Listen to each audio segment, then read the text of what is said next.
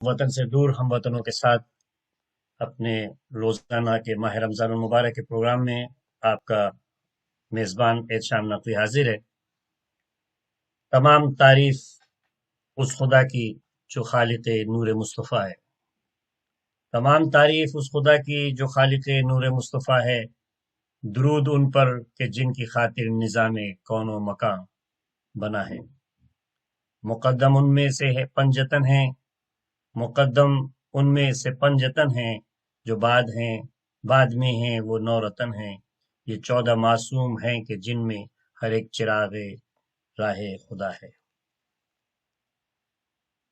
ناظرین، رمضان المبارک کے اس پروگرام سے جو ہم روزانہ 2 بجے امریکہ سے ڈائریکٹ آپ کو ہندوستان کے اپنے سینٹر سے براہ راست پیش کر رہے ہیں، اور ہم امید کرتے ہیں کہ یہ پروگرام آپ کے لیے کچھ سود مند ہوگا۔ ہماری کاوشوں کو آپ سراہیں۔ اگر اس میں کوئی آپ کے پاس ہیلدی کرٹیسزم ہے تو وہ بھی آپ ہمیں ای میل پہ کر سکتے ہیں۔ اس پروگرام کو ہم پورے ماہ رمضان میں آپ کے لیے پیش کریں گے، اور ایام شہادت امیر المومنین مجالس اور اعمال کا پروگرام بھی ہم آپ کو ڈائریکٹ امریکہ کے وقت کے مطابق مغرب نماز کے بعد اس کا پروگرام ہم آپ کو پیش کریں گے، وہ بھی آپ فالو کر سکتے ہیں۔ جناب مولانا سید صفی حیدر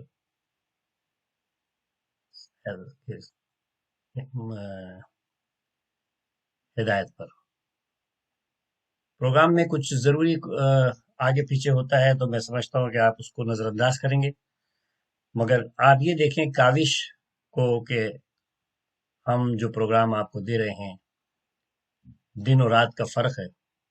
ہندوستان میں وہ حضرات جو اس وقت آپ کی خدمت کر رہے ہیں ان کے آرام کا وقت ہے، اور ہم یہاں دن میں اسی طرح سے جب ہم یہاں سو رہے ہوتے ہیں تو وہ ہمارے ساتھ رات کو کام کر رہے ہوتے ہیں۔ بڑی محنتوں سے اس پروگرام کو بنا رہے ہیں۔ آئیے بغیر کسی تاخیر کے تلاوت کلام پاک سے اس پروگرام کا آغاز کرتے ہیں۔ میں گزارش کروں گا قاری اعوذ باللہ من الشیطان الرجیم،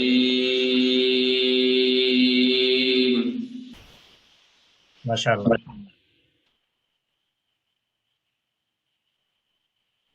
بسم اللہ الرحمن الرحیم۔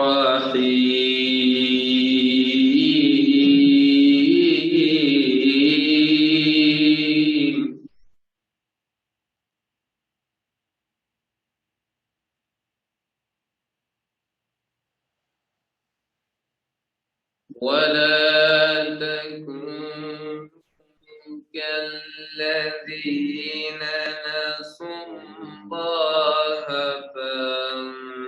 فأنساهم أنفسهم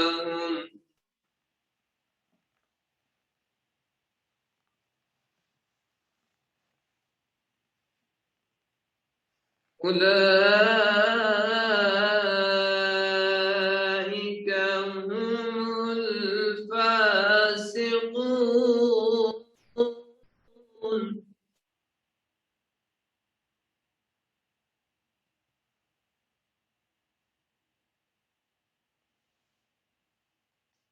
لا يستوي أصحاب النار وأصحاب الجنة،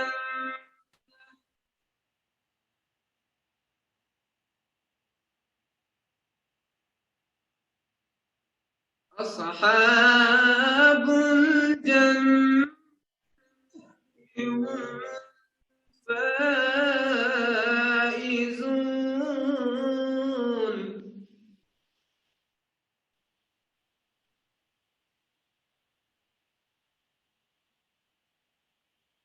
لو أنزلنا هذا القرآن على جبل لرأيته خاشعا متصدعا من خشية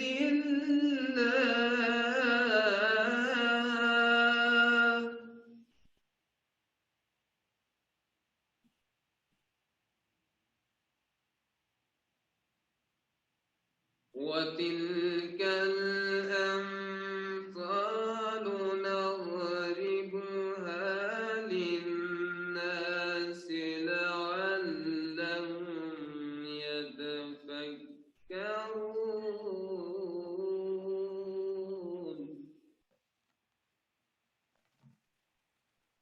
صدق الله العلي العظيم.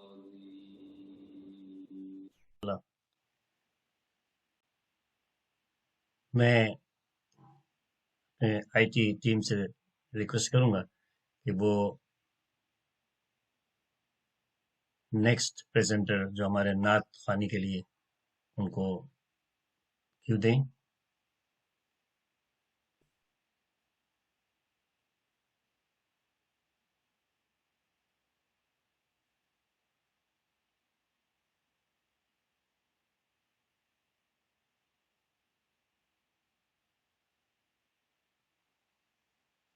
بسم اللہ.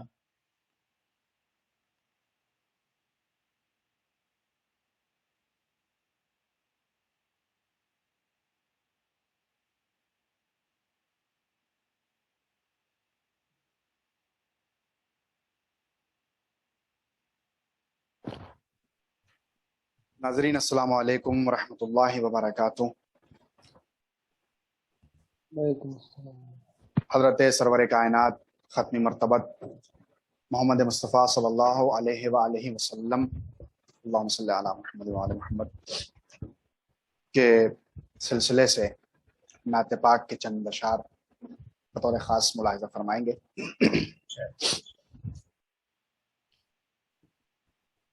زباں پہ ذکر رسول انام رہتا ہے. زباں پہ ذکر رسول انام رہتا ہے. سبحان اللہ سبحان اللہ. زباں پہ ذکر رسول انام رہتا ہے اور اس کے ساتھ علی کا بھی نام سبحان اللہ. سبحان اللہ سبحان اللہ. اور اس کے ساتھ علی کا بھی نام بے شک. رہتا ہے. جو ذکر احمد مختار کرنے لگتا ہے.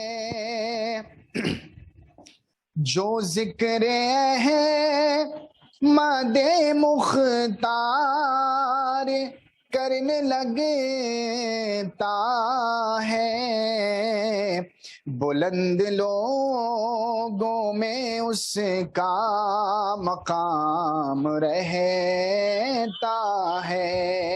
سبحان اللہ سبحان اللہ. بلند لوگوں میں اس کا مقام رہتا ہے. اور یہ بھی شعر بطور خاص کچھ اس طرح مجھے الفت ہوئی محمد سے. کچھ اس طرح مجھے الفت ہوئی محمد سے. زباں پہ نام میرے صبح و شام رہے. سبحان اللہ سبحان اللہ سبحان اللہ سبحان اللہ سبحان اللہ. ماشاء اللہ زباں ماشاء پہ نام میرے صبح و شام رہتا ہے. اور تمہارے عشق میں مدہوش کیوں نہ ہو جاؤں. تمہارے عشق میں مدہوش کیوں نہ ہو جاؤں، تمہارے عشق کا ہاتھوں میں جام جام رہتا رہتا ہے، سبحان اللہ سبحان اللہ تمہارے عشق کا ہاتھوں میں جام رہتا ہے، کہاں وہ نور کا پیکر، کہاں یہ خاک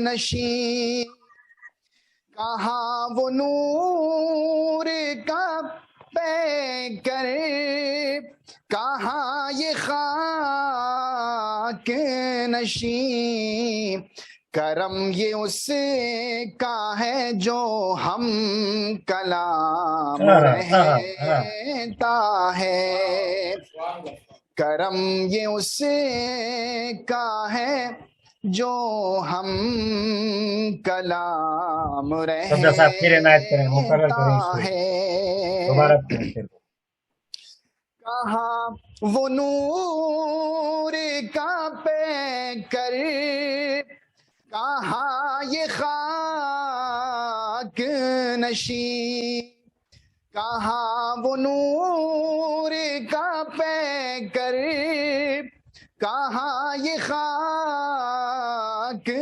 نشین، کرم یہ اس کا ہے جو ہم کلام رہتا ہے، اور یہ بھی شعر بطور خاص ملاحظہ فرمائیں گے، ارشاد جنہیں نبی و علی دونوں سے محبت ہے، سبحان اللہ جنہیں نبی و علی دونوں سے محبت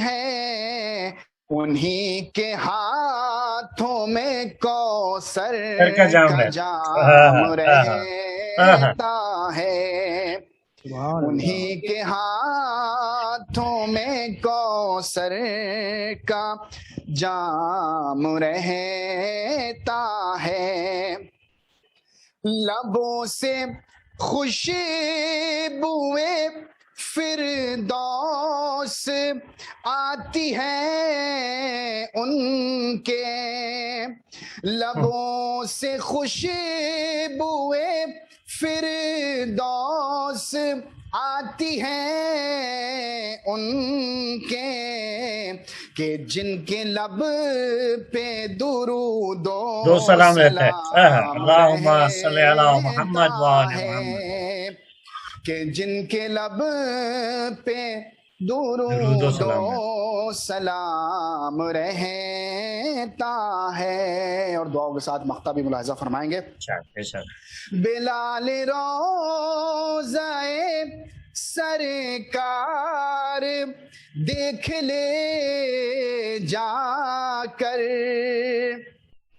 بلال روضہ سرکار دیکھ لے جا کر، اسی امید میں ہر دم غلام رہتا ہے، سبحان اللہ اسی امید میں ہر دم غلام رہتا ہے، زباں پہ ذکر رسول انام رہتا ہے، سبحان اللہ سبحان اللہ سبحان اللہ، کیا خوب فائدہ آپ نے مقطع سے لیا ہے بلال کا، اور بہترین مقطع آپ نے اس کے ساتھ موضوع کیا ہے، منزل ہے کدھر اور کدھر دیکھ رہے ہیں، منزل ہے کدھر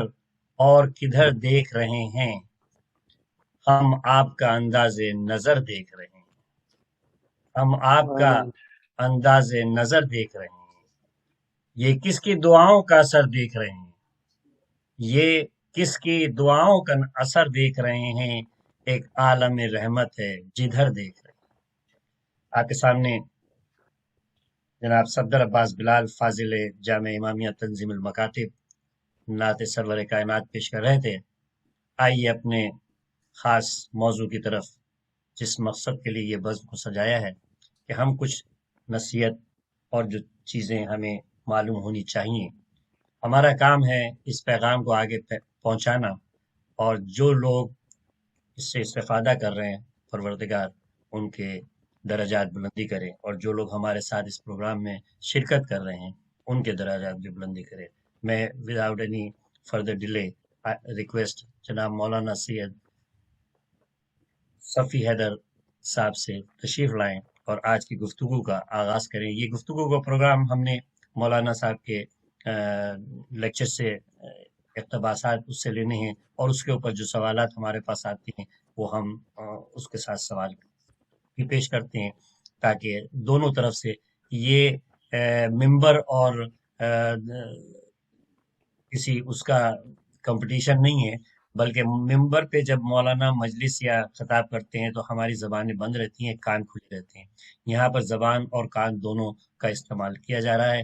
میں درخواست کروں گا کہ مولانا تشریف لائیں۔ بر محمد وآل محمد صلوات، اللہم صلی علی محمد وآل محمد۔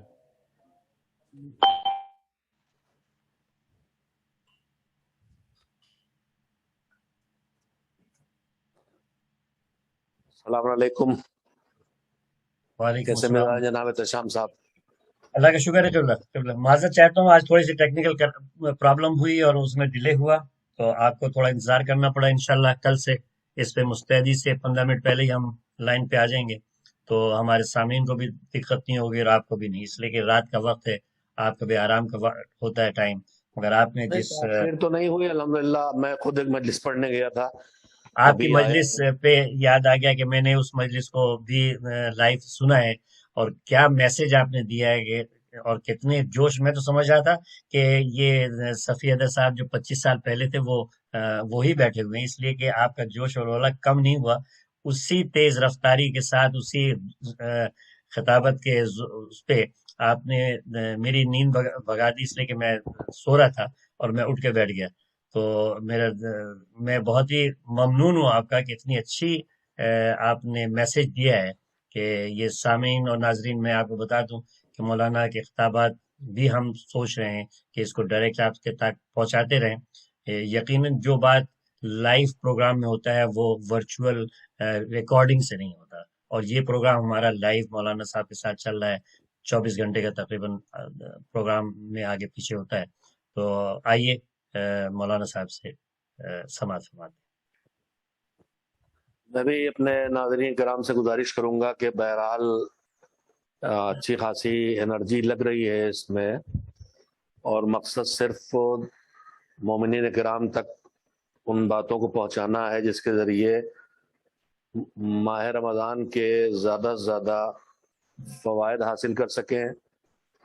میں نے کل خطبہ شعبانیہ یعنی پیغمبر گرامی صلی اللہ علیہ وآلہ وسلم کے ابتدائی فقرے سے بات شروع کی تھی کہ رمضان آ رہا ہے تمہاری طرف۔ شعبان کے اختتام میں، شعبان کے آخری جمعے میں حضور نے خطبہ دیا تھا۔ رحمت اللہ کا مہینہ ہے اور یہ تمہاری طرف آ رہا ہے برکت لے کے، رحمت لے کے، مغفرت لے کے۔ میں اس سلسلے میں آج پھر اپنے سننے اور دیکھنے والوں کی توجہ حاصل کرنا چاہتا ہوں کہ رمضان کا سفر کہاں سے شروع ہو کے ہمیں کہاں پہنچا سکتا ہے۔ رمضان مبارک میں جو دعائیں معصومین علیہ السلام سے وارد ہوئی ہیں، میں اس خطبہ شعبانیہ کی مدد سے رمضان کے بارے میں حضور کے ارشادات کی روشنی میں رمضان کی اہمیت اور اس میں کیا کرنا ہے کیا نہیں کرنا ہے، میں نے مضامین فہرست میں لکھا ہے ڈوز اینڈ ڈو ناٹس، وہ بھی بتاتا رہوں گا، لیکن اس وقت ایک بہت اہم بات ہے ذہن میں جو کہنا چاہتا ہوں کہ اس روزے کے ذریعے ہم کہاں سے کہاں تک کا سفر طے کر سکتے ہیں۔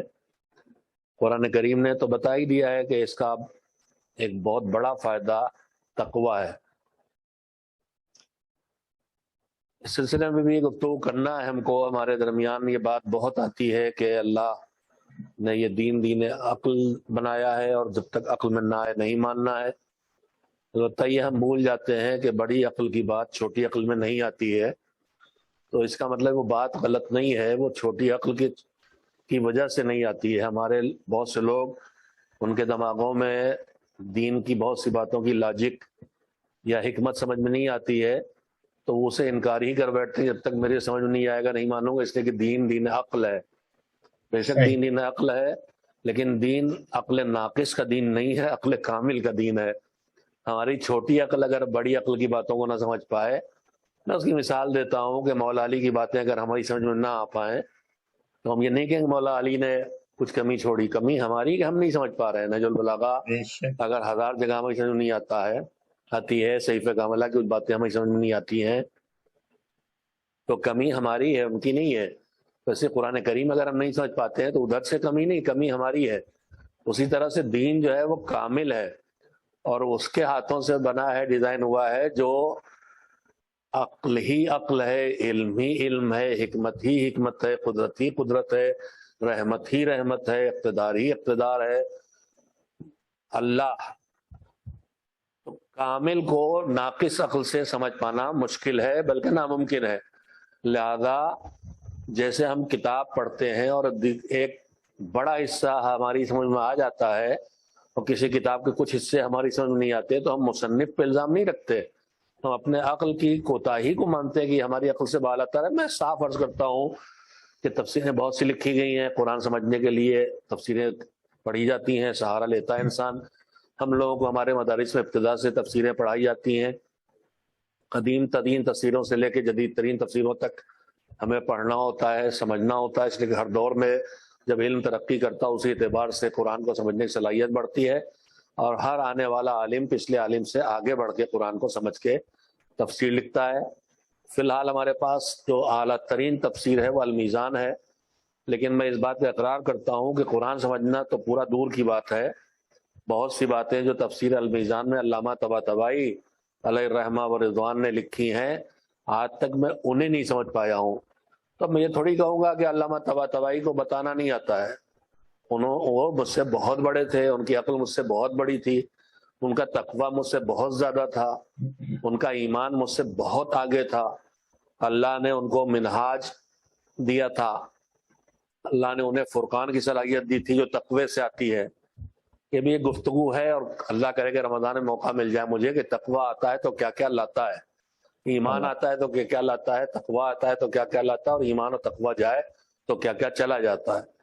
بہرحال وہ مجھ سے بہت عرفہ والا تھے, تو اب ان کی ساری باتیں میری سمجھ میں نہ آئے تو مجھے اپنی عقل کی کوتاہی اقرار کرنا ہے. لیکن ہمارے بعض محدود عقل کے لوگ اس طرح کے ہوتے ہیں کہ ساری میری سمجھ نہیں آئی نہیں مانیں گے. دین عقل ہے, بے شک ہمارا دین عقل ہے, لیکن آپ کی چھوٹی سی عقل کا دین نہیں ہے, اس کا بنایا دین ہے جو کامل ہی کامل ہے اور دین بھی کامل ہے. اور آپ کا ہمارا علم ابھی ناقص ہے. غدیر میں جو دین آیا ہے وہ کامل ہے اور ہمارے پاس عقل بھی ناقص ہے اور علم بھی ناقص ہے. میں خود دیکھتا ہوں میری تیسری پشت پوتے پوتیاں نواسیاں پیدا ہوئے ہیں تو کیسے ہیں, کہاں پہ ہیں, اور ہم جب پیدا ہوئے تو کیسے تھے. ہم بالکل لوندا تھے جب پیدا ہوئے تھے. یہ بالکل وہی ہے جیسے بطخ کا بچہ انڈے سے نکلتے ہی تالاب میں تیرنے لگتا ہے. تو انسان ترقی کر رہا, آگے بڑھ رہا ہے. خیر, تو میں کہنا چاہتا ہوں کہ ہر جگہ ریزن کی بحث نہیں چلانا چاہیے کہ فائدہ کیا ہے. کسی کتاب کو ہم پڑھتے ہیں تو 90 چیزیں سمجھ میں آتی ہیں تو 10 چیزیں چھوڑ دیتے ہیں کہ ہم نہیں سمجھ پا رہے. اسی طرح سے اللہ نے اس نظام دین میں ہماری فلاح چاہیے, جو میں نے کل یا پرسوں آیات کا سلسلہ سنایا تھا کہ ہم کائنات ہمارے لیے, ہم عبادت کے لیے, عبادت تقوی کے لیے, اور تقوی سے نجات اور کامیابی تک پہنچنا ہے ہم کو. تو کامیابی تک پہنچانے ذریعہ تقوی ہے اور روزہ تقوی تک لاتا ہے. کہنا یہ چاہتا ہوں کہ ہر جگہ ریزن نہیں ڈھونڈنا چاہیے, اور اگر ہر جگہ ریزن اور مصلحت اور فائدہ اور حکمت سمجھ میں آئے تبھی ہم مانیں گے, تو پھر یہ بندگی ریزن کی ہوگی, حکمت اور مصلحت کی ہوگی, اللہ کی بندگی نہیں ہوگی. مالک ہر جگہ حکمت و مصلحت بتاتا ہے لیکن کہیں کہیں نہیں بھی بتاتا ہے, تاکہ ہم حکمت کی غلامی نہ کریں, ریزن کی غلامی بندگی نہ کریں. اپنی عقل کی غلامی نہ کریں بلکہ مالک کی بندگی کریں جو ہم سے کیا پوری کائنات سے اعلیٰ عرفہ ہے، جس کے ایک ارادے کا نتیجہ ہے کائنات۔ بہرحال میں جو بات عرض کرنا چاہتا تھا، لمبی ہو گئی بات، کہ رمضان میں ہم کہاں سے کہاں تک کا سفر کر سکتے ہیں۔ ان میں سے ایک چیز سمجھنے کی جگہ یہ دعائیں ہیں۔ میں دعا کے لیے ہمیشہ یہ بات کہتا آیا ہوں، جب ہمیشہ اپنی جوانی سے، جب سے میں آپ حضرات کی خدمت حاضر ہوا اس وقت سے آج تک، کہ دعا صرف مانگنے کا وسیلہ نہیں ہے، دعا دین سیکھنے کا بہترین ذریعہ ہے۔ کیوں ذریعہ ہے؟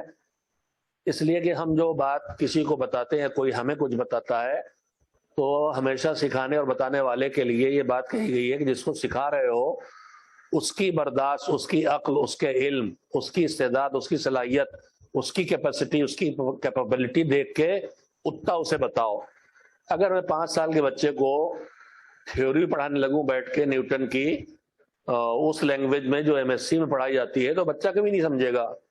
اسے تو وہی سیب درخت سے ٹوٹتے گرتا دکھایا جائے گا اور وہ اس سے سمجھایا جائے گا۔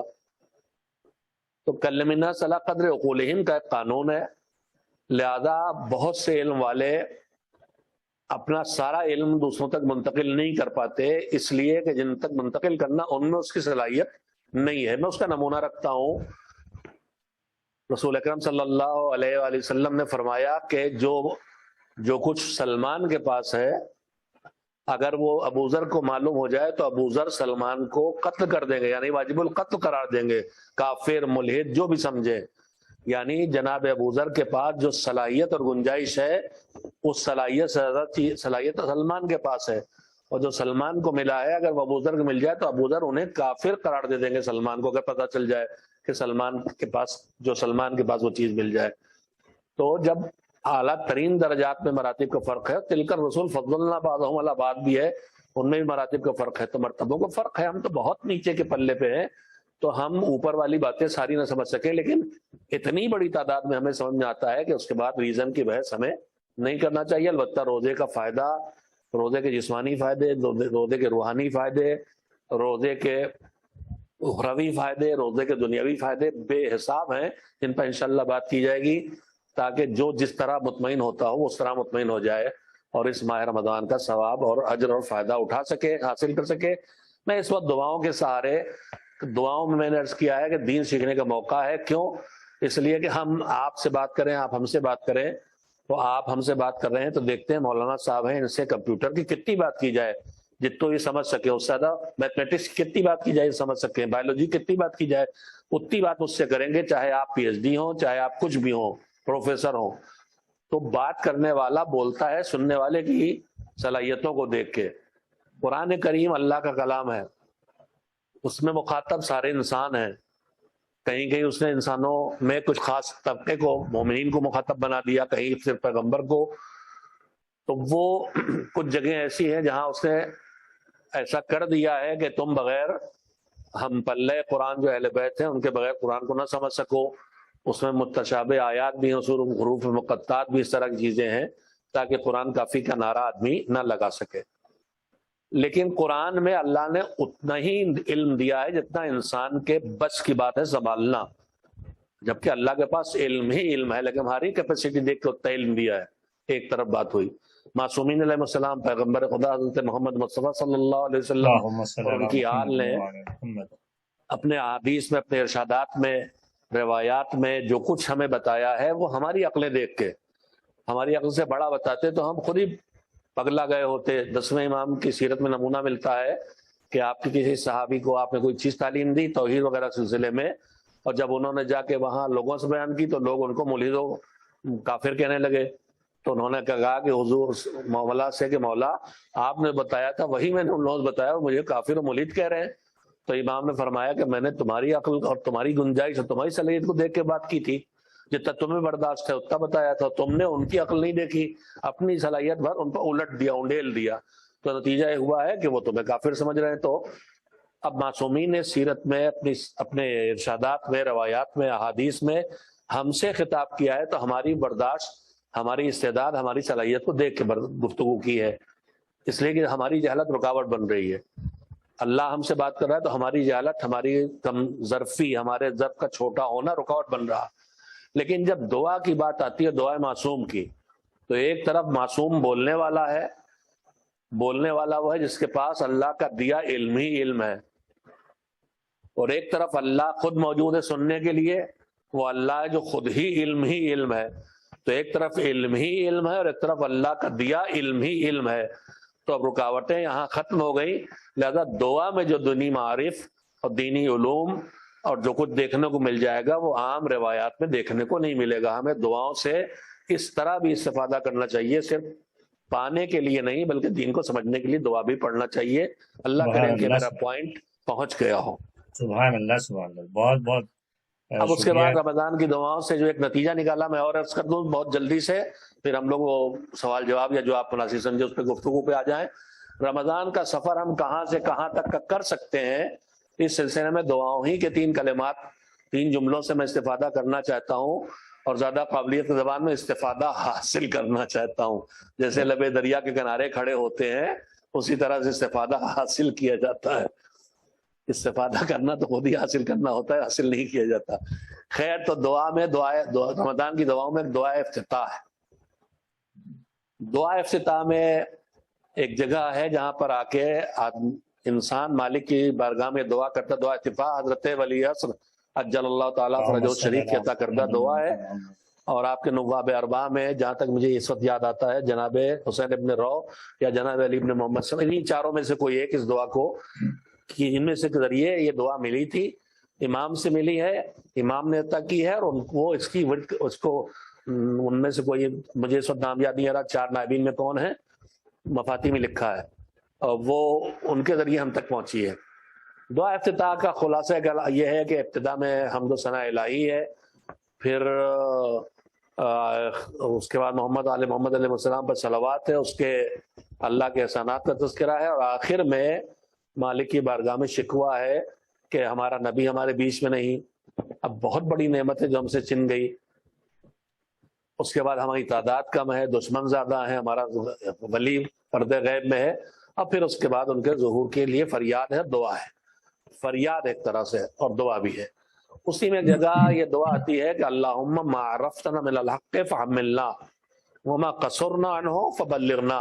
اے میرے پروردگار، اے ہمارے پروردگار، ما عرفتنا من الحق فحملنا وما قصرنا عنہ فبلغنا. دیکھیے ہم لوگ حق پہچاننے کی کوشش کرتے ہیں، اہل بیت سے وابستہ ہیں، حق پسندی ہمارا مزاج ہے، باطل سے دور ہونا، باطل کو سمجھنا، باطل سے دوری اختیار کرنا یہ ہمارا فریضہ بھی ہے اور ہماری فطرت بھی ہے. یہ فطرت اور فریضہ ہمیں دین نے سکھایا ہے، اور اس پر سیکل کیا امام حسین علیہ السلام کے انکار نے کربلا میں اور ائمہ طاہرین کی سیرت میں، کہ ہم باطل کو قبول نہیں کرتے، ہم ظلم کو قبول نہیں کرتے، ہم برائی کو قبول نہیں کرتے، حتیٰ کہ اگر ہم برائی کا شکار بھی ہوں تب بھی اس برائی کو ہم پسند نہیں کرتے. تو یہ فطرت انسانی بھی ہے، ہمیں وہ اور سیکل ہو گئی ہے. تو بہرحال ہم لوگ حق کی جستجو میں رہتے ہیں، لیکن ہم میں سے کوئی یہ نہیں کہہ سکتا، عالم وقت بھی نہیں کہہ سکتا کہ اس کائنات میں جتنی باتیں حق ہیں اس حق تک میں پہنچ گیا ہوں. ہر لمحے ممکن ہے کہ مجھ سے غلطی ہوئی ہو یا میں نہیں پہنچا ابھی تک وہاں. ایک بات. دوسری بات یہ ہے کہ اگر حق تک پہنچ بھی گیا ہوں میں تو اس حق پہ عمل بھی کروں. ہم آپ سب دین جانتے زیادہ ہیں، لیکن دین کے جتنا جانتے اتنے دین پہ عمل نہیں کرتے. دین حق ہے، تمہیں پتا ہے خمس نکالنا واجب ہے، ہم میں سے کتنے لوگ نہیں نکالتے. نماز پڑھنا واجب ہے، چھوڑنا گناہ کبیرہ ہے، شرک کی منزلوں میں ہے، کفر و اسلام کے درمیان کے فاصلے کا نام ہے، لیکن کتنے لوگ نماز سے لاپرواہ ہوتے ہیں. بہت کچھ ہم واجبات چھوڑتے ہیں، بہت کچھ حرام کاموں کو انجام دیتے ہیں، جبکہ ہمیں پتا ہے کہ حق یہی ہے، صحیح ہے یہ جانتے ہیں، مگر اس پہ عمل نہیں کرتے. تو پہلی کمی ہماری یہ ہے کہ ہم ساری صحیح باتیں اور حق کو پہچانتے نہیں، اور دوسری کمی ہماری یہ ہے کہ جتنا حق یا جتنی صحیح باتیں ہم جانتے ہیں ان پر عمل نہیں کرتے. دعا افتتاح تو یہ جملہ کہتا اللہم ما عرفتنا من الحق، اے پروردگار ہمارا کام نہیں کہ ہم نے حق کو پہچان لیا، ہمیں بس کی بات نہیں تھی، یہ بھی اس کا کرم ہے. ما عرفتنا من الحق، پروردگار جتنا حق تو نے ہم کو پہچانوا دیا ہے، فحملنا، اب اس حق پر ہم سے عمل کروا دے. یعنی چاہے زور لگانا پڑے ہم کو، مگر اتنا تو کر دے کہ نماز صبح کے لیے رات بھر جاگنے کے بعد بھی آنکھ کھلے اور اٹھ کے نماز پڑھ لیں. ٹھنڈک لگے تب بھی مسجد چلے جائیں، لمبا روزہ ہو تب بھی روزہ رکھ ڈالیں، پیسہ نکال کے بچا کے بڑی محنت سے بچایا مگر خمس واجب ہوا تو نکال ڈالیں۔ تو یہ جیسے اکثر لوگ ہم سے وعدہ لیتے ہیں مولانا صاحب مجلس پڑھیے گا، پڑھ دیں گے بھائی، وقت خالی پڑھ دیں گے، نہ ہمارا کوئی سیکریٹری ہے نہ ہمارا کوئی ریٹ ہے تو پڑھ دیں گے۔ اب اس کے بعد لوگ پوچھتے ہیں مولانا کیا آپ کو لینے آنا پڑے گا؟ اب یہ لینے آنا پڑے گا جو بتاتا ہے کہ ان میں شوق نہیں آنے کا، ایک جبر ہے ان کے ساتھ کہ لینے آنا پڑے گا۔ اگر مولانا خود ہی آ جاتے تو اور اچھا تھا، اور آپ کے ملک میں تو بیچارے جو کار والے مولانا ہیں ان کے ساتھ برتاؤ یہی ہے کہ آپ دوڑ کے آ جائیے، ہمیں لینا نہ آنا پڑے۔ اور اگر کسی پاس گاڑی نہیں تو اس کا عیب بھی ہے کہ صاحب یہ گاڑی نہیں چلاتے، ان کو لینے آنا پڑتا ہے، خیر وہ الگ بحث ہے۔ تو یہ لینے آنا پڑے گا مطلب مجھے زور لگانا پڑ رہا آنے میں، اور مولانا آپ مجلس پڑھ دی، ہاں میں حاضر ہو جاؤں گا، لے چلوں گا آپ کو بخوشی، اس میں کوئی زور لگانا نہیں پڑ رہا۔ تو اللہم ما عرفتنا من الحق فحملنا، جتنا حق میں نے پہچان لیا، نماز واجب، روزہ واجب، حج واجب، زکوٰۃ واجب، خمس واجب، غیبت حرام، گناہ حرام، گانا سننا حرام، نجس کھانا حرام، غیبت کرنا حرام، مومن توہین حرام، غصب کرنا حرام، ظلم کرنا حرام، اس پر مجھ سے عمل کروا دے، چاہے اس میں مجھ میں تجھے لادنا پڑے، اس حق پر مجھے طاقت لگانا پڑے، طاقت بزور مجھ سے کروا دے مگر کروا دے۔ وما ما عرفتنا من الحق فحملنا وما قصرنا عنہ فبلغنا، اور جس حد تک ہم پہنچ نہیں پائے تو انہیں تو پہنچا دیا، ہم نہیں پہنچ گئے، کوتا رہ گئے، ہماری بے عملی سبب بن گئی، حق نہیں سمجھ سکے، ہمارے گناہ دل پہ آ کے بیٹھ گئے، سیاہ بنا دیا دل کو، ہم حق کو نہیں پہچان سکے، ہمارے بدن میں نجس غذا تھی اس لیے ہم حق تک نہیں پہنچ سکے، ہماری نیتیں خالص نہیں تھی اس لیے ہم حق تک نہیں پہنچ سکے، تو مالک اس حق تک ہمیں پہنچا دے۔ یہ پہلی منزل ہے، جس حق تک ہم نہیں پہنچے وہاں تک پہنچا دے، اور جس حق بات تک ہم پہنچ گئے اس پر ہم سے عمل کروا دے۔ یہ رمضان میں انسان کا سفر یہاں شروع ہوتا ہے لیکن یہیں پہ رکتا نہیں ہے۔ روزانہ کی دعاؤں میں چھٹے امام حضرت جعفر صادق علیہ الصلوۃ والسلام سے منسوب دعا ہے، جو روزانہ نماز کے بعد اور اوقات دن اور شب و روز میں پڑھنے کے لیے وارد ہوئی مفاتیح الجنان میں، یہ جو اللہم ادخل علی القبور السرور اور یا علی عظیم دو دعائیں ہمیں یاد ہیں، انہی کے ساتھ یہ دو دعائیں اور ہیں، ایک دعا ہے اللہم ارزقنی حج بیتک الحرام فی عامی ھذا وفی کل عام۔ رمضان میں آپ خاص بات دیکھیں گے کہ حج کی بہت دعا ہے، اب اس کا فلسفہ کیا ہے وہ بھی انشاءاللہ کسی دن کچھ ممکن ہوگا تو عرض کروں گا، ورنہ اللہ کہہ رہا ہے کہ روزہ رکھو گے تو حج کے لائق بنو گے۔ دور سے مہمان کرتا ہے روزہ رکھوا کے، اور جب اور کوالٹی بڑھ جائے تو اپنے گھر بلا لے گا اور وہاں مہمان کرے گا، بس مختصر سا جملہ یہی ہے۔ اس وقت بھی مہمان ہے، حج میں مہمان ہوتے ہیں، اس وقت دور سے مہمان ہے اور اس وقت اس کے گھر میں مہمان ہوں گے، نخرے اور بڑھ جائیں گے، مہمان نخرے والا ہوتا ہے، یہاں بھی نخرے بڑھ گئے، اسی لیے یہ سکھایا گیا ہے اللہ ہمیشہ وہ ہے سب کرم والا، اور ہم اس کے سامنے ہاتھ جوڑیں، گڑ گڑائیں، روئیں، پیٹیں مانگیں، مگر رمضان میں وہ ہم سے نخرے مہمان بنا کے نخرے کروانے کی منزل پہ لے آتا ہے۔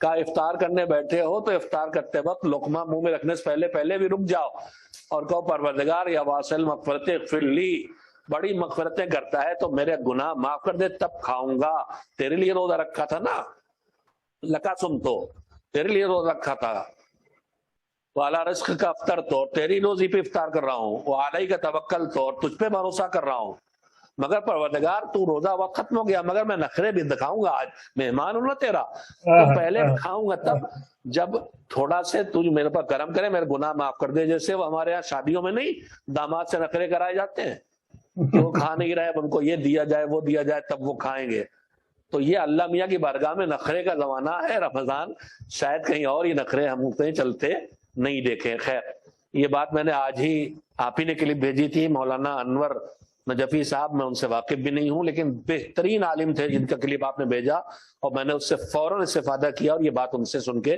منتقل کر رہا ہوں اپنی زبان میں۔ اللہ ایسے علماء کی تعداد میں اضافہ کرے اور قوم کو ایسے رہنما عطا کرے، اور ان سے میرا تعارف کرائیے اگر آپ سے تعارف ہو۔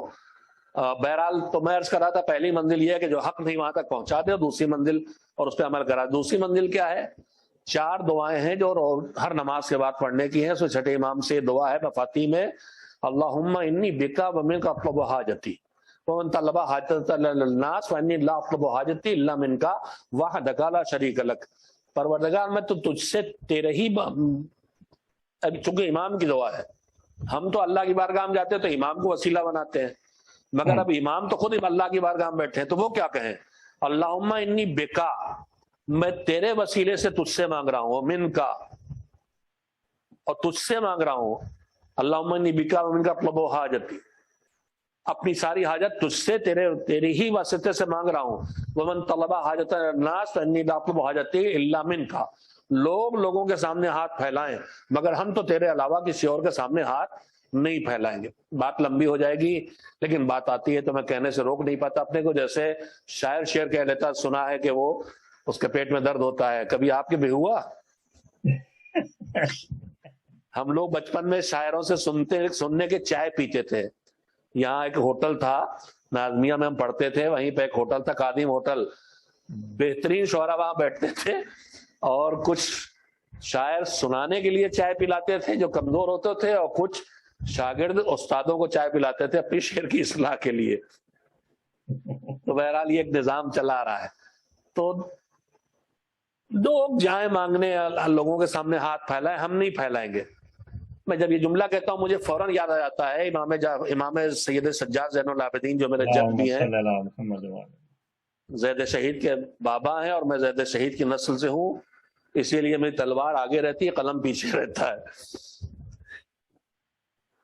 بہرحال ہر جگہ کچھ صفتیں ہیں۔ زیدی کی صفت یہ ہے کہ اس کا لٹھ پہلے ہے اور قلم اس کے بعد ہے۔ بہت برا نہ مانے تو آپ لوگ لطیفہ سنا دو، ہمارے یہاں جائز اور نصیر آباد جو نقوی سادات کا مرکز ہے، علم کا مرکز ہے، غفران آپ کا خاندان کنبہ، شاید آپ بھی اسے جڑے ہوئے ہوں گے کہیں نہ کہیں سے، تو میری سسرال ہے سب کے جائز۔ جناب جعفر طواب کی نسل سے ہیں۔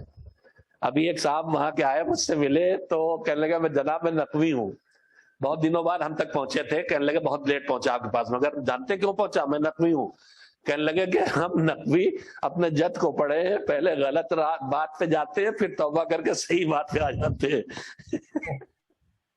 میں بھی کہتا ہوں کہ ہم زیدی بھی پہلے لٹ اٹھا لیتے ہیں پھر دیکھتے ہیں کہ کیا کرنا چاہیے، تلوار ہاتھ میں ہر وقت رہتی۔ خیر، تو سید سجاد مظلوم ترین جو دور ائمہ گزرے ان میں ایک سید سجاد کا ہے کہ ان کی بات بھی نہ سنو، ایسا ماحول تھا کہ ان کی بات بھی نہیں سنی جا رہی تھی۔ تبھی تو علامہ جوادی نے کہا کہ جب بات سنی جاتی تھی تو دادا ممبر بیٹھ گیا، سننے والوں کی طرف خطاب کر کے نہج البلاغہ وجود میں آ گئی، اور جب لوگ سن نہیں رہے تھے تو پوتا اللہ کی طرف رخ کر کے بیٹھ گیا تو صحیفہ کاملہ وجود میں آ گئی۔ خیر، تو وہ بات نہیں سنی جاتی تھی۔ اب اس میں ظاہر ہے جب حکومت دشمن ہو تو لوگ بھی بڑے مضبوط ہو جاتے ہیں، دبنگ ہو جاتے ہیں۔ تو امام کی کوئی جائیداد تھی، وہ امام سے کسی کی جائیداد پر کسی ظالم نے قبضہ کر لیا تھا مدینے میں۔ حج کرنے مکے آئے تھے، ہشام آیا ہوا تھا، وہی ہشام جو جان بوجھ کے اندھا بن گیا تھا، پہچانا نہیں۔ تو جناب فرزدق جو اس سے پہلے تک زیادہ تر درباری شعر تھے کہتے تھے، انہوں نے برجستہ شعر قصیدہ پڑھا اور پھر وہ اہل بیت کے شاعر ہو گئے، ورنہ جرر فرزدق آپس میں لڑا کرتے تھے اور ہجوگوئیاں کیا کرتے تھے، پھر یہ امام کے شاعر بن گئے۔ یعنی سفر یہ ہونا چاہیے کہ غزل سے نکل کے آدمی منقبت تک آئے، یہ نہ ہو کہ منقبت سے نکل کے غزل تک جائے، اور یہ بھی نہ ہو کہ ناکام گویا کامیاب نواح خان بن جائے، جو آج کل ہمارے پاس بڑی مصیبت آئی ہوئی ہے۔ یہی زیدی سادات والی تلوار چل رہی میری۔ بڑا اچھا پوائنٹ آپ لے کے آگئے یہاں پر، اور میں یہ سوال رات سوچ رہا تھا کہ میں کروں یا نہ کروں، مگر آپ نے ہمت باندھ دی۔ اگر اجازت ہو تو آپ سے وہ سوال یہاں پر کر لوں۔ جی بتائیں، بسم اللہ۔ آج کل ایک وبا کی طرح سے پھیلی ہوئی ہے کہ جتنے بھی نوحہ خان ہیں، اور خاص کر ان سے جڑے ہوئے شاعر جو ہیں، اس لیے کہ نوحہ خان تو اپنے گلے کی آواز کے اوپر کام کرتا ہے اور شاعر اپنا کلام دیتا ہے، تو کلام تو اپنی جگہ ہے، مگر جو شاعر آج کل یہ طبلے اور سرنگی اور ڈھولک کے اوپر کلام پیش کر رہے ہیں اور دھمال کر رہے ہیں، اس کے خلاف ایک مہم چلی ہے، اور اس کو یعنی ہونا بھی چاہیے کہ جہاں جہاں ہے میسج پہنچانا چاہیے کہ یہ کہاں تک جائز ہے کہ جس زبان سے آپ اہل بیت کا اور پنجتن کا نام لیتے ہیں، اور ٹھیک ہے اگر آپ نے اس لائن میں جانا ہے تو چلے جائیں، مگر نوحے کی شکل میں اور نغموں کی شکل میں اس وقت عزاداری کو موڑ دیا۔ یہ سوال کہیں سے کہیں چلا گیا ہے، مگر چونکہ آپ نے بہت ضروری ہے، برجستہ آپ نے کر لیا۔ میں عرض کروں اس سال ہر سال دشمن کچھ نئی سازشیں لے کے آتا ہے جس کا ہم شکار ہوتے ہیں دانستہ یا نادانستہ. اس سال کی سازش یہ ہے کہ دیکھیے ان کی ایک محنت کی چل رہی دشمنوں کی، یہودیت کی، دشمنان دین کی، کہ تقدس جہاں جہاں ہے، قدسیت جہاں جہاں ہے اس سے چھین لیا جائے، محافل کی قدسیت چھین لی جائے. شور ہنگامہ ہلڑ، پڑھنے میں بے ڈھنگے انداز کے اشارے اور بے ڈھنگے کپڑے، ہمنک بنے ہوئے، میں کہتا ہوں راجستھانی ہمارے ہاں جو لحاف بنتے ہیں اس کے کرتے بنا بنا کے ہمارے ہاں شعراء آ رہے ہیں. اور افسوسناک پہلو یہ ہے کہ ایسے شعراء بین حضرت ابوالفضل عباس اور امام حسین کے روضے کے بیچ میں ایسے شعراء بلاک بٹھائے جا رہے ہیں، اللہ جانے کہاں کہاں جڑیں پکڑ رکھی ان لوگوں نے. اور وہ دھما بین الحرمین اور دھما چوکڑی مچاتے ہیں، بھگل بنا کے آتے ہیں شعراء، بے ڈھنگے بال، بے ڈھنگے کپڑے، تاکہ قداست ختم ہو جائے. مجھے معلوم ہے مجھے بہت گالیاں پڑتی ہیں اور پڑ جائیں گی، لیکن گالیاں میرے نام عمل میں انشاءاللہ ثواب بڑھائیں گی. یہاں تک سازش پہنچ گئی کہ بین الحرمین کا تقدس بھی ختم کیا جا رہا. جو کل سیریا میں ہوا تھا آج عراق میں وہی سازشیں چل رہی. لوگ کہتے ہیں کہ تم بڑے قابل ہو، وہاں مراجع بیٹھے کیوں نہیں بولتے؟ لیکن میں یہ جانتا ہوں کہ ہمارے ائمہ طاہرین علیہ السلام چپ رہتے تھے. ان کی ذمہ داریاں بہت بڑی تھیں، لیکن انہی کے شاگرد اٹھتے تھے، انقلاب برپا کرتے تھے، آوازیں اٹھاتے تھے، شہید ہوتے تھے، مارے جاتے تھے. ہمارے مراجع کی بہت بڑی ذمہ داریاں ہیں. وہ ان باتوں میں بولیں گے تو ان کو بھی سننے لائق نہ قرار دیا جائے گا. اور اس کے باوجود آج دیکھیے مراجع کے خلاف نفرت کا ماحول بنا دیا گیا فقہا کے، اور ان پہ لعنتیں کی جا رہی ہیں. ہمارا جوان خود ان پہ لعنت کرتا ہے. اس سے زیادہ بدنصیبی کیا ہوگی کہ جن کے ذریعے دین ہم تک پہنچا ہے، ہم انہی کے اوپر لعنتیں بھیج رہے ہیں. آج جتنے چاہے اپنے کو اخباری کہیں، چاہے مولائی کہیں، کچھ کہیں، ان کے ہاتھوں میں جو کتابیں ہیں وہ سب علماء کی لکھی ہوئی کتابیں ہیں، چاہے وہ کمزور کتاب ہو چاہے مضبوط کتاب ہو.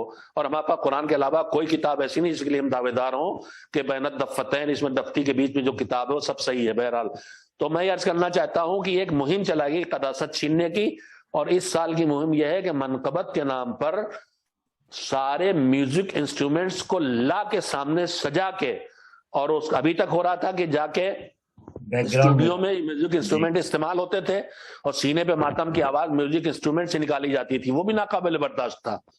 لیکن اب تو یہ صورت ہے کہ وہ سارے میوزک انسٹرومنٹ لا کے سجا کے دکھائے جا رہے ہیں تاکہ منقبت اور قصیدہ اور محفل کی قداست ختم ہو جائے. ایک طرف دعویٰ یہ ہے کہ یہاں بی بی زہرا بیٹھی ہیں، مولا علی بیٹھے ہیں، امام حسین رسول اللہ بیٹھے ہیں، فرشتے آئے ہیں، اور دوسری طرف یہ دھما چوکڑی مچا رہے ہو جو کسی اپنے بزرگ کے سامنے بھی نہیں کر سکتے. یہ قداست عزاداری، قداست محافل، قداست مجلس، قداست منقبت خانی، قداست نوا خانی، سب کو مٹانے کی مہم ہے. نوحے کی گانے کی دھنوں پہ نوحے پڑھنا، اور یہ جو ریکارڈ ہو رہا تھا وہ اپنے عالم عروج پہ پہنچ گیا ہے، اور اب مکس گیدرنگ کی کیفیت بھی خوب دکھائی جا رہی ہے. ابھی خاک شفا نیلام کر دی گئی، یہ بڑی سازش تھی قبلہ. اس کے اوپر انشاءاللہ یہ 2-3 ٹاپک آپ نے اس وقت تقریر میں بھی کیے اور میرے ذہن میں بھی، اور میرے پاس بھی ٹیلی فون آ رہے ہیں کہ اس کو پروگرام کو آپ الگ سے بھی کریں تاکہ رمضان کے جو بارے ہیں، اس لیے کہ خاک شفا پہ بھی ایک پروگرام کرنا ہے، مرجعیت پہ ایک پروگرام کرنا ہے. بہت غلط قسم سے ہو رہا ہے. تو ہماری آواز کم از کم ہمارا فرض ہے کہ ہم اپنی آواز کو نکالیں اور اس کے طرف جو نئی المنکر امر بالمعروف ہے اس کو کرتے رہیں. میں آپ ایک بات یاد آ جائے، بھول جاؤں کہنا، معاف کیجیے گا، میں بلکڑ ہو گیا ہوں. دیکھیے ہم یہ صرف کوسنے کے قائل نہیں ہیں. ایک کسی کا جملہ ہے، یورپ کا کوئی تھا، کہ اندھیرے کو کوسنے سے بہتر ایک شمع جلانا ہے. جو کیسٹ سے اور جو اسٹوڈیوز میں ریکارڈ کر کے گانوں کی دھنوں پر کالوں کے بنائے ہوئے طرز پر ہمارے نوحے پڑے جا رہے ہیں، اس کا توڑ یہ نہیں کہ ہم جوانوں سے یہ نہ سنو. اس کا توڑ یہ ہے کہ آج بھی ہمارے شہروں میں، محلوں میں سبط جعفر مرحوم جیسے ان کے شاگرد، اور ان جیسے ہمارے ہندوستان میں، پاکستان میں بھی ہر جگہ پاکستان کی شاعری کا عروج ہے. اس وقت ماشاءاللہ بہترین شعراء وہاں موجود ہیں. عالم تشیع کا اس وقت بہترین اردو شاعر پاکستان میں، ہندوستان میں اب نہیں ہے. پیام آدمی صاحب ہمارے پاس ہوا کرتے تھے، لیکن وہ بوڑھے ہو گئے، ورنہ وہ بہرحال اس وقت علامت ہیں ہندوستان میں قصیدہ خوانی اور منقبت اور مرثیہ اور نظم اور تبلیغی شاعری کے. بالکل. لیکن اب آپ کے پاس ماشاءاللہ سے پاکستان میں اس وقت بہترین شعراء موجود ہیں. تو یہ نہیں ہے کہ یہ مت سنو. ہم نے ایک مہم شروع کی ہے کہ کچھ ہٹاؤ تو کچھ لاؤ. اسی لیے میں عرض کر دوں یہیں پر کہ ہم نے آن لائن شروع کر دیا اپنی کتابیں، تو ہم دے ہی رہے تھے، ہمارے پاس کتابوں کا شروع سلسلہ تھا، 5 زبانوں میں ہمارے پاس کتابیں فراہم ہیں، آپ آن لائن آرڈر کریں، اردو، ہندی، انگریزی، گجراتی، بنگالی، اور ابھی فارسی بڑھا رہے ہیں، کتاب نہیں تو ہم PDF ڈھونڈ ڈھانڈ کے چھاپ کے آپ تک پہنچائیں گے۔ اسی میں ہم نے ایک سیکشن شروع کیا ہے کہ ایک مومن کو پیدائش سے موت تک جو بھی ضرورت پڑتی ہے، بچہ پیدا ہوا ہے تو ہم ڈھونڈتے پھرتے ہیں زعفران مثال کے طور پر، یا تربت مثال کے طور پر، بیمار ہوا ہے، یا حج کے لیے جا رہے ہیں، اب یہاں سے لو لے رہے ہیں، احرام لے رہے ہیں، وہاں چپل، وہاں صابن، تو یہ ساری چیزیں آن لائن ہم نے کر دی ہیں۔ آپ حج پہ جا رہے ہیں، آن لائن ہم سے آرڈر کیجئے، 25 آئٹم ایک ساتھ آپ کے پاس پہنچیں گے۔ عزاداری کا سامان آپ کو اکٹھا چاہیے، پنجہ، علم، فرش، پٹیاں، جو بھی، یہ بھی میں آپ سے کرنا چاہتا ہوں، کچھ ہٹاؤ یا نہ لگاؤ کہنا ہے تو ڈرائنگ روم میں آپ کیا لگائیں وہ ہم لائیں، تو ہم نے وہ چیزیں فراہم کی ہیں آن لائن۔ اسی میں عرض کر رہا تھا کہ یہ جو گانوں کے کیسٹ چل رہے ہیں، اس کا بدل ہمیں دینا ہوگا۔ ہمارے پاس ہمارے ملکوں میں ہر جگہ جہاں ہمارے ملک کے لوگ گئے ہیں، اوریجنل شاعر بھی ہیں، اوریجنل نوحہ خان بھی ہیں، اوریجنل قصیدہ خان اور منقبت خان بھی ہیں، ان کے ویڈیو جو جلوس میں نوحہ کھڑے ہو کے پڑھ رہے ہیں، جیسے سچے مرحوم کا کراچی میں تھا مثلا، یہ اس طرح کے اور مسلسل لکھنؤ میں بھی ہیں، ہر جگہ ہیں، ان کو پھر سے لایا جائے۔ ہمارے ہاں جلال پور ایک بہترین مردم خیز علاقہ ہے، بہترین آوازوں والے، بہترین شاعری والے، بہترین درد والے، سلطان پور میں ہماٹ ہے، اس طرح کے نہ جانے کتنے علاقے ہیں، پورے علاقوں میں شاعر ہی شاعر ہیں، اور بہترین اللہ کے لیے اور نبی کے لیے اور امام کے لیے اور خلوص کے ساتھ پڑھنے والے موجود ہیں، ان کو ریکارڈ کر کے ان کو ڈالا جائے، تاکہ یہ کیسٹ جو ڈیزائن کروا رہے ہیں، یہ یوٹیوب پہ ریزرویشن کرواتے ہیں کہ آپ اگر ان کا اٹھا کے ڈال دیں تو آپ پہ مقدمہ قائم کر دیں، کروڑوں کما رہے ہیں، ان کا دین فروشی کاروبار بند ہو۔ تو میں بات سے بات نکلتی گئی، میں نے عرض کیا کہ یہ کیسٹ ویسٹ جو چل رہے ہیں، ان کا توڑ بھی یہی ہے کہ سچی چیز پہنچائی جائے، تاکہ امیٹیشن اپنی جگہ، اصلی کی جگہ نہ لے سکے۔ جب آپ ہیرے کی انگوٹھی دیں گے ہی نہیں تو چمکیلا شیشہ ہی قبضہ کرے گا، لیکن ہیرا دیں گے تو سمجھدار ہیرے کی انگوٹھی لیں گے، خالی چند کمسن بچے ہوں گے جو چمکیلے شیشے پہ دوڑیں گے۔ ماشاءاللہ ماشاءاللہ ماشاءاللہ۔ بات میں بات بہت نکلی، لمبی ہو گئی۔ نہیں انشاءاللہ یہ تو بڑی اچھی بات ہے۔ دیکھیے آپ نے آدھے گھنٹے کا ٹائم ہم لوگ نے رکھا تھا، 45 منٹ ہوا اور اب 1 گھنٹا ہو گیا، تو میں آج کی گفتگو کو یہیں پر روکتا ہوں، اور انشاءاللہ یہ قمر جلالوی صاحب کا 6 مصرے میں نے سلیکٹ کیے تھے یہاں پر، اگر اجازت ہو۔ یہ ہے بزم پیمبر۔ آپ کا کلام بہترین انتخاب بھی ہوتا، اور آپ خود بھی اپنا کہتے ہیں، جو اپنا پڑھا کیجیے تو بتا تو دیا کیجیے۔ نہیں میں اپنا اس قابل نہیں سمجھتا، جب شعراء کے اس اساتذہ کے کلام ہے تو میں نظامت میں وہی پڑھتا ہوں، تو میں اس وقت تو یہ میں جو آپ کے سامنے اس وقت پڑھ رہا ہوں، آج کے حساب سے میں نے نکالا تھا، یہ ہے بزم پیمبر، اس میں بیگانے نہیں ہوتے۔ یہاں پہ آ گیا، یہ ہے بزم پیمبر، اس میں بیگانے نہیں ہوتے، حقیقت جس جگہ ہوتی ہے افسانے نہیں ہوتے، نہیں ہوتے۔ واہ! نظر آداب محفل پر، یہ میخانہ ہے یثرب کا، یہاں آنکھوں سے پی جاتی ہے پیمانے نہیں ہوتے، پیمانے نہیں ہوتے۔ واہ واہ واہ واہ واہ واہ! اور پیمبر کی نگاہوں میں تمام امت برابر ہیں، پیمبر کی نگاہوں میں، یہ میسج ہے، تمام پیمبر کی نگاہوں میں تمام امت برابر ہیں، کہ جیسے بیش و کم تسبیح کے دانے نہیں ہوتے۔ واہ! ناظرین، آپ وطن سے دور ہم وطنوں کے ساتھ اپنے میزبان سید احسان نقوی اور ہمارے مہمان جناب مولانا حجت الاسلام سید صفی حیدر صاحب سے روزانہ 2 بجے امریکہ کے ایسٹرن ٹائم کے مطابق اس پروگرام کو ہم پیش کرتے ہیں۔ آپ سے درخواست ہے کہ آپ میری ہمت افزائی کے لیے نہیں، بلکہ ان بچوں کے، ان معلموں کے، ان طلباء کے جو اس پروگرام میں ہمارے پاس اس جامع امامیہ سے ہندوستان سے شرکت کرتے ہیں، اور میں مولانا سید صفی حیدر قبلہ، بزرگ عالم دین، علمبردار اور تحریک دینداری ہندوستان کے عظیم، بلکہ میں یہ یہاں پر کہوں کہ بر صغیر کے عظیم مولانا سیکٹری تنظیم المکاتب، ہمارے ہمت افزائی کے لیے تقریباً 24 گھنٹے میں سے 4 گھنٹے 3 گھنٹے ہماری گفتگو آج کل کے دور میں بھی ہوتی ہے۔ میں آپ کا اپنا بہت واجب ممنون ادا ہوں. کرتے ہیں جناب، ہمت افزائی نہیں، آپ ہم سب مل کے اپنا کام کر رہے ہیں. تعاونوا علی البر والتقوی. شکریہ بہت بہت. اور یہ پروگرام انشاءاللہ ہم کل پھر آپ کے سامنے اسی طرح سے لائیں گے. صرف ناظرین سے درخواست ہے کہ اگر آپ ہمارے پروگرام کو دیکھیں گے تو جو اس میں شرکا بچے ہیں یا جو نئے نسل کے نوجوان ہیں ان کی ہمت افزائی ہوگی. ہم آپ سے کچھ نہیں مانگ رہے، ہم آپ سے یہ نہیں کہہ رہے کہ ہمارے پیج کو لائک کریں، یہ کوئی کمرشل نہیں ہے، مگر ایک میسج ہے جو کہ میں نے اور مولانا صاحب نے آپ کے سامنے پیش کرنے کی کوشش کی ہے.